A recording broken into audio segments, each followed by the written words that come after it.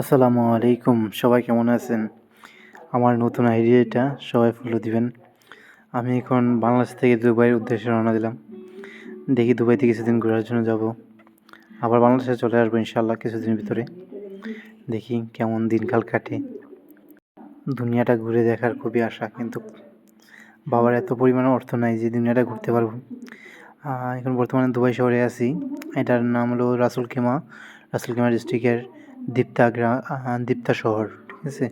দীপ্তা শহরে আছি আমি। হেঁটে একটু ঘুরতে বেরোলাম। কেমন দেখতেছেন যে জায়গাগুলো অনেকটা সৌন্দর্য জায়গা দেখা যায়। পাহাড়গুলো কিন্তু সবগুলো পাথরের, ঠিক আছে? আর রাস্তা কিন্তু এটি একটি গ্রাম সাইডের রাস্তা।